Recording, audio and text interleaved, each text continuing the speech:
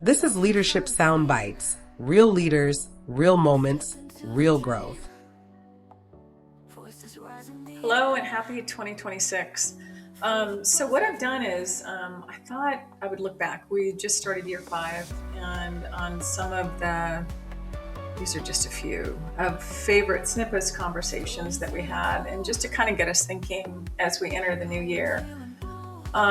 So let's start with like the hardest part. It's broken into a few different sections. So it's like just being honest about where we are.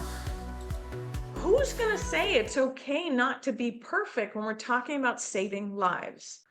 I had no idea that was the case. And I think part of it too is it's important for us to highlight this stuff, that mental health is not a weakness. Mental health is not a defect for some way, right? If we're struggling with it. Health coaching is part of helping people with the mental health piece. You know, I'd have coaches tell me, Michelle, this feels like therapy. Well, it's not, but it's about unlocking that stuff so that, to your point, we don't have these ridiculous expectations of ourselves. Because I watched you on TV and super excited, love the show. And what I love most about what you do is you are you. It didn't matter who was in the room in front of you. It didn't matter who you were talking to. You came through authentically. And I think when I think about being a leader, that is one of the main things is we need to be really sure that who we're showing up with is not some persona of someone else that we think we have to be. So I appreciate that about you. So welcome to the conversation. I know you have a quote to kick us off on our topic this week. First of all, thank you for having me. Second of all, I'm super excited outside of just having me. And yes, I love your storm will water other people's flowers. Can you just take pride in the fact that you navigated the journey that you went through? We can't undo mistakes that we made, choices that we make in the past. We can't undo them. We can make the decision to draw the line in the sand to say from this point forward, that's not me today. But I'm going to tell you 100%, Israel, if you hadn't gone through what you went through, you wouldn't be able to connect with the people that you're connecting with at the level that you're connecting with them. So it's the relatability. It's the credibility, right? And then when people feel that, we're able to help them at a different level because they let their guard down. There's so much power in just admitting that we don't have it all figured out. And quite honestly, I don't think we ever will, but it's a fun little journey to try. But here's the thing, once we settle on the truth, we can actually start to change just ourselves, the mindset, the energy, if you will, that we bring to our days. It's about those small shifts that take us from doubt to confidence, and realizing really that we don't have to wait to air quote feel ready before we start moving forward. So these next few clips are just about how we manage that internal world so we can show up just a bit better for the external one. Just 30 seconds, people. It just only takes 30 seconds and it literally shifts your vibration. It shifts your perception and you're more open to receive more from others and the environment. Mm-hmm. It's funny. I was telling you I was readying the podcast from the last time for the first time we were together, and so I was going through and I put the link in the description in YouTube for what was it, five principles, 5 things like that you start off going for, just for today. I'm going to do this. Yes. I love that you said was turning from worry to wonder. And I love that whole freaking idea. And so we can kind of chat about unpacking that, because I now more than ever, there's this need or / opportunity to empower people to step in from one to the other. So it's all For you. sure. Yeah.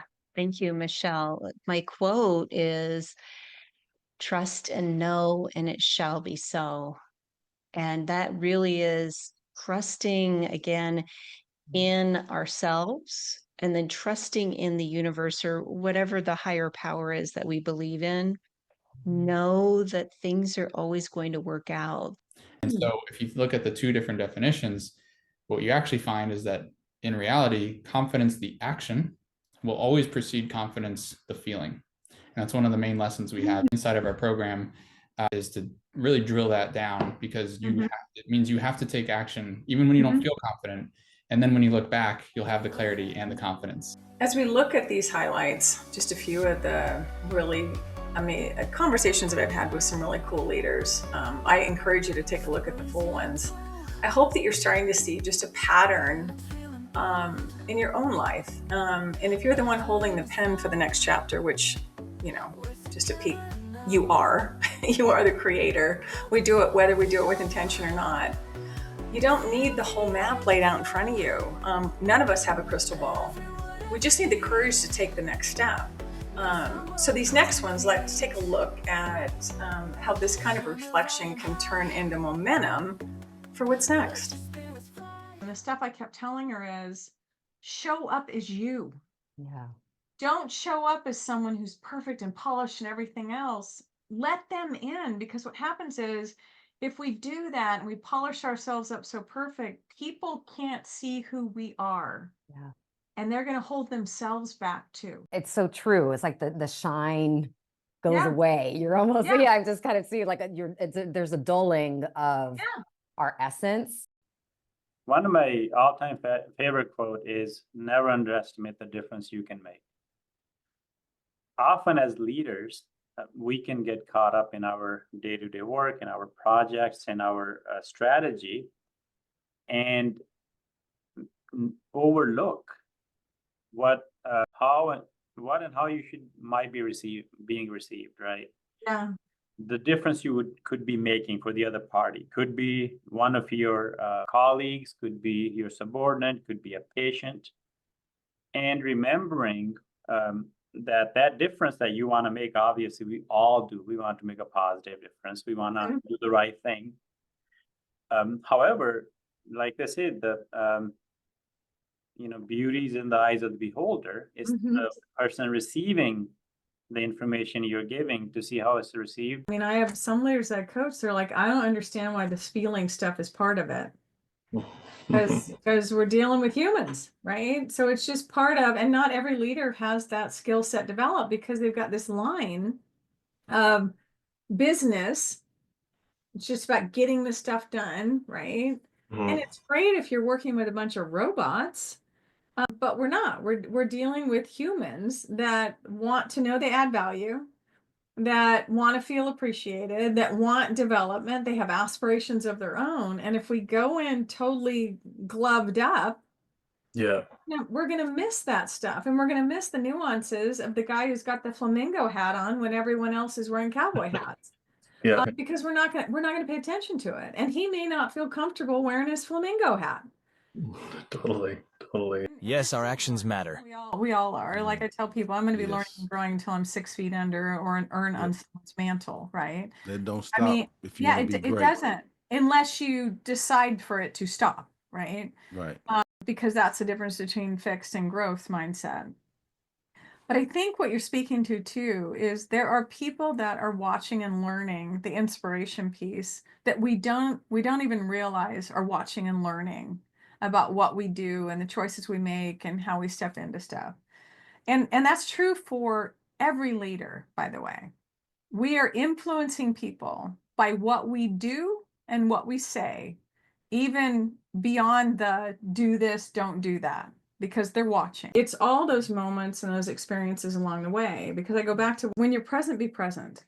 And it's in those moments. So if you embody, right, that happiness is the journey and not the destination, then the reality is I'm going to be present for these moments, because these are the moments that matter, right? This is the stuff. And so I'm here in the room with you, but I'm not going to go, oh, I've got this later. I'm here. You already are what you seek. I promise you that. All the answers that you need are inside. All I need to do is take a deep breath and feel into it. So just listen to yourself. Do the opposite of what your parents told you when you were 5. Like if you don't like smiling at grandma, stop doing it. Like just trust the way the emotion feels. And if it feels exciting, yes, more of that in your life. It's the key to an exciting life. and stop letting fear have the final say in what you do and don't do. So thank you for having a look at just a few of these. Reflection is a gift that we can give to ourselves so we can grow into the humans that we're meant to be. I want to leave you with this last thought, that you're enough, just where you are, how you are, what you're doing, how you're thinking. That being said, if you can pick one thing, and whether it's something that you heard today that resonated or something else that you've heard that you want to work on, that, like Margie Hagany would say, what's a little bit better look like? And I'm here to cheer you on. I'm your biggest advocate. And so until the next time, this has been Leadership Soundbites.